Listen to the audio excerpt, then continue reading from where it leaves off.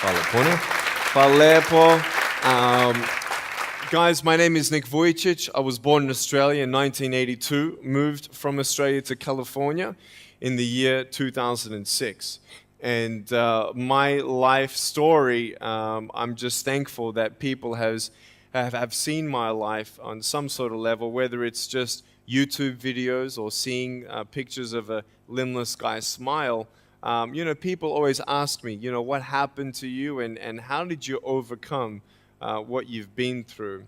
The title of the message that I've been given is Transforming the Walls into Doors.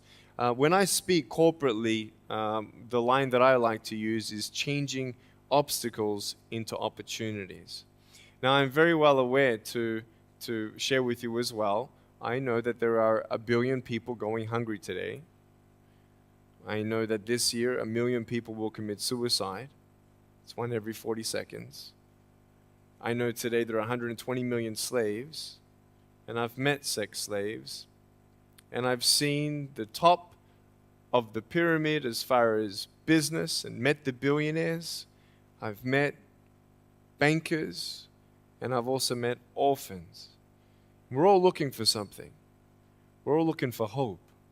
Hope you can't just have just because you were born with hope. No, we're born with pain. We're born and live through difficulties. And in our life, my parents always taught me that even though we don't know why I was born this way, that we have a choice. Either to be angry for what we don't have or be thankful for what we do have. The power of that choice was the first thing that I had to overcome and decide for myself, especially in the early years of school. A lot of kids would come up to me and tease me. And I've been speaking at 5 congresses. I've met 7 presidents all around the world. My largest crowd was 110,000. I have 30,000 invitations for me to speak. So wherever I go, I talk about the value of life. I talk about anti-bullying messages for the school systems in different nations. The greatest thing is love. When we feel like we don't have enough love and we don't have enough hope, we start losing strength to live. For me, in my life as a child, I had a big wall. I was surrounded by 4 walls and a low ceiling of opportunity. I was set free in so many different ways, and especially surviving from day to day with my parents who loved me, who encouraged me, who told me that I was beautiful the way that I was, and not to worry about what other people said about me. I was actually the first special needs child to be integrated into the mainstream education system in Australia, and I was awarded Young Citizen of the Year in 1990. And the world is a hurting place, and the world needs hope, and the world needs love. Without hope, we feel like, why are we here? Well, brokenness. Here's mine. Today, I still have no arms, no legs. But everything's changed. Everything. For me, I was looking for hope and happiness, and I couldn't see it for many years. In fact, if this side of the table represents my hope, truth encourages me to become all that I can be. But then we have lies every day coming in our mind, people who discourage us. You know the people that you have in your life who, no matter how good of a day you're having, they'll bring you down. Or no matter how bad of a day you're having, they'll bring you even lower. You know what I'm talking about? Think of the 3 biggest discouragers in your life. They're not your biggest discouragers. You are. You are. It only takes 3 seconds for me to tell you something discouraging. But then you may never forget my words. I've met so many 50-year-old women and 40-year-old women who still remember what their fathers told them that they wish they never heard. Words are powerful. When you hear those words and then your mind starts growing with these lies. Nick, you're not good enough. Nick, just give up. Nick, you're never going to get a job. You won't get married. You can't even hold your wife's hand. What kind of a father are you going to be if you can't even pick up your kids when they're crying? You're alone. Sure, your parents hug you, but their hugs can't heal you. Just give up. Just give up. Just give up. Just give up. Just give up. At age 8, I thought that I should commit suicide. Why? Because I didn't have hope. I thought I didn't have hope. Today you can see that I had hope. What's the word? Believing in something you do not see. Faith. Words can only do so much. Hugs can do much more than words. But when hugs can't do anything, that's where faith kicks in. For me, words and hugs were not enough, but I had no faith. So I tried to give up. At age 10, tried to drown myself in 6 inches or 15 centimeters of water. In my home, I told my dad I just wanted to relax. But really, I wanted to end my life. I had enough. Dosta mi a bio. Okay? The first 2 times I rolled over, I was trying to work out how much air I hold in my lungs before I let it out. And the third time, in my mind, knowing that I wanted to get out of here because of the bullying in my life, because I was going to be a burden to my parents and I had nothing to look forward to, I realized at that moment that if I actually went through with committing suicide, I would leave a greater burden for my parents than they already had. So there was one thing less hopeful or more burdensome than having a child without limbs. What is it? A child without limbs who gives up. So when I saw in my mind my mum and my dad and my brother crying at my grave if I went through with it, that one thought saved me. If my parents never told me that I was beautiful the way that I was, if my parents never told me that I was special and that I was loved, I wouldn't be here today. So I encourage every single parent who tries their best to encourage their teenagers. Especially in the West, many teenagers put a do not disturb sign on their door. I'm sure, the conversations all around the world between a parent and a teenager. How was school? Fine. What'd you learn? Nothing. Did you do your homework? No. And that's the conversation for the day. And when you try to tell your children that they're beautiful, so of course I'm beautiful. I'm your son. I'm your daughter. Of course you're going to say that. But they're right.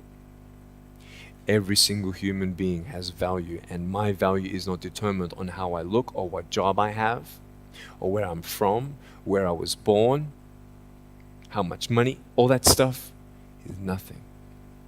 So many teenagers, tease each other for how we look, and I tell the teenagers, do you think that I'm cool enough to be your friend? They're like, yeah, of course.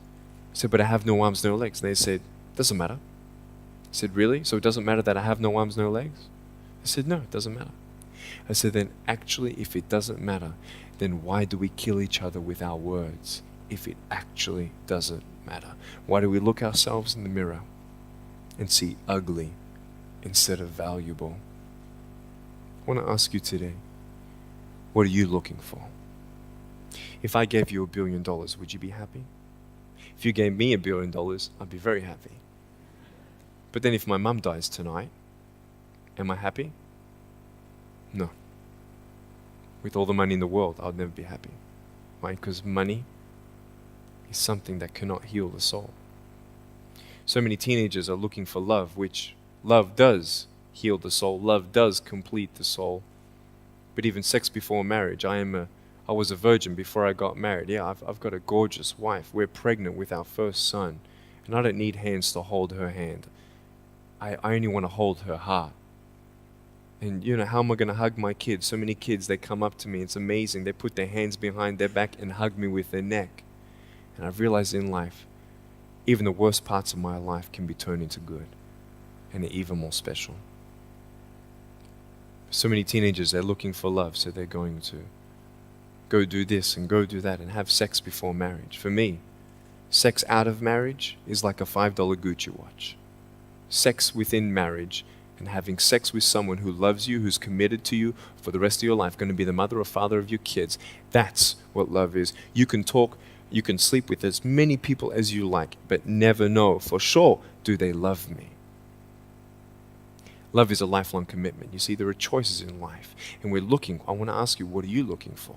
Well, if I can just get drunk, why not, man? I only live once. Well, if that's the way you believe, great. But for me, I'm a greedy man. I don't want to live for 90 years. I want to live for billions of years. And I know that every day my choices will affect this life, other people's life, and my eternal life. You got to come to the truth of knowing who you are and why you're here. William Barclay, he said, the greatest 2 days in anyone's life, the day you were born and the day you knew why. So, you're ugly. No, I'm beautiful the way that I am. And if you can't believe that for yourself, so many girls especially stay with their emotionally abusive boyfriends. Because if I break up with him, then who's going to want me? See, we all want love.